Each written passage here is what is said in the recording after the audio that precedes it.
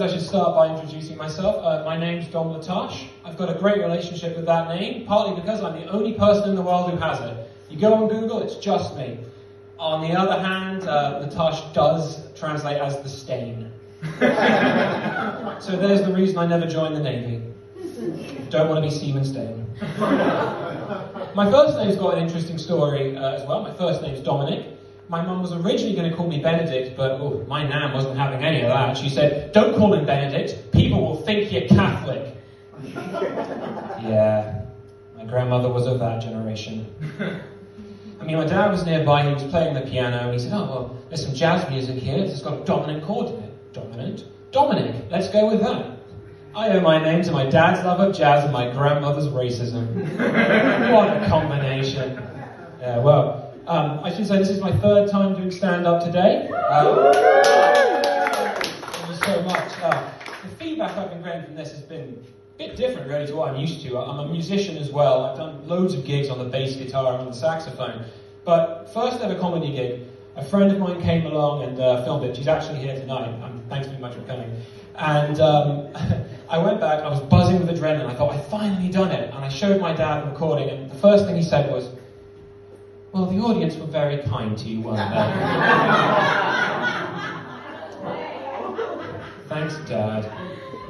I don't know anything about being passive-aggressive, unlike some people. I'm just kidding, by the way. I know everything about being passive-aggressive. I mean, my brother was in town. He came all the way over from Bermuda.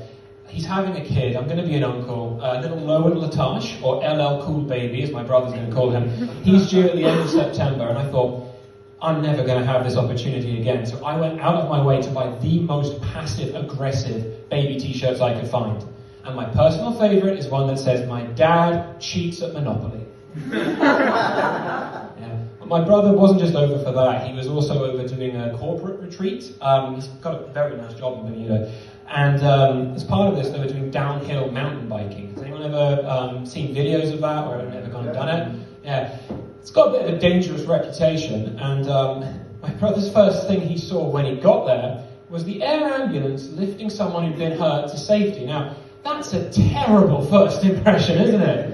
And he then went up to the instructor and said, "Does that happen often?" He said, "Oh yeah, quite frequently. In fact, the air ambulance don't like us very much." How dangerous do you have to be that the air ambulance people don't like you? I mean, I love my wild swimming group, but the RNLI, they hate us. I'm having a really good time with my bird watching group, but the fire brigade, they just won't stop complaining. Not sure where I was going with that one. Okay, yeah, I should say I do actually love my family. I owe a lot to them, like my genetics. One consequence, I do have quite big feet. You see, I've got it's very large, size 13.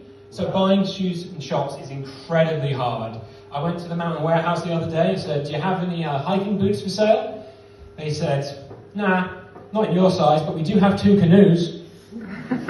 Thank you so much for that. Yeah. But that's not the only thing I have trouble buying. Like, I go to the gym a fair amount, so my body's a strange shape.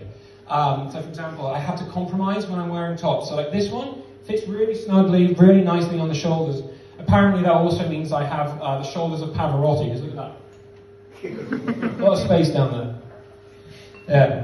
But trying to think what was next after that one. I've also got quite a big jawline. You can see that there. I've had quite a few nicknames in my lifetime. My personal favourites are Shovelface, Chindiana Jones, and my absolute favourite, Dawn of the Dead. That one was great. Yeah, the person who actually gave me that nickname about 15 years ago is here tonight and is filming me, so thank you. One of the highlights of our time at uni, we were in a theatre group together, and there was a visiting director who very loudly in front of the whole theatre group said, "You could break a brick on that guy's chin." And I've been so grateful that you never tested that theory. So thanks for that. I'm also quite a musical guy. I mentioned before I play the saxophone. You may have seen me busking on the high street, and I really do like busking there because it's such a lovely feeling to play songs that people recognize. And I think the most recognizable one is the Pink Panther. You guys know how that goes? But every time I play it, I guarantee one point in the evening you'll get someone who hears it and they walk past like this. Da-da, da-da, da-da, da-da, da-da, da-da. And it always does make me laugh because it's nice to know they're engaging with the music. But I'm also quite grateful that they don't do that for every song. Like, not every song has like an assigned dance move, because I would worry what they'd do if I played Careless Whisper. Or worse, this is a niche one coming up. There's a Cliff Richard song called Devil Woman. Beware the devil woman, she's gonna get you from behind. Cliff Richard was into pegging, that's the joke that I'm making. And for those of you who don't know what pegging is, a wise man once said that behind every man is a good woman. Something like that. I thought that would go. Okay. Yeah. Well, it's surprising that a joke about pegging isn't very well received. Okay. I will take the hard things. No, I'm sorry. My girlfriend is actually here tonight. Lovely day. Okay. Yeah. So just to end, I'm really glad that we moved the evening, because last week I wasn't here. I was in Cornwall with my brother and my dad, and we had a jazz jam. My dad is a pianist. My brother's a drummer. It's really lovely to be able to play music with your family. It's such a sweet feeling. And what's great about jazz is you can get songs that are hundreds of years old that still resonate with you today. And I think jokes do that as well, but they have to be quite broad. And I think one thing that makes a joke age quite well is if it's a joke specifically about how politicians are bastards. Not individual politicians, politicians as a whole. I couldn't tell you who the Prime Minister 100 years ago was, but I can tell you people thought he was a bastard. So I wanted to end with got two jokes on that. First one, politicians are a lot like nappies. You've got to change them frequently for the same reason. And I'm going to have to kneel down because I don't know how to adjust this. Yeah, whatever, I'll do it like this. And the final joke is kind of a long one. It's not kind. Let's see how long I can hold this for. It's a busload of politicians. They're from any political party that you want. I think I know the one you're thinking of, but they go driving down the road, and it's an accident. It accidentally flips over, crashes. It's a big scene. Police arrive in a few minutes, and all they find is a farmer with a shovel. And they say to the farmer, "What'd you see? What'd you see?" He goes, "Well, I saw the bus crash. It was quite a terrible thing." They say, "Oh, well then, where are all the bodies?"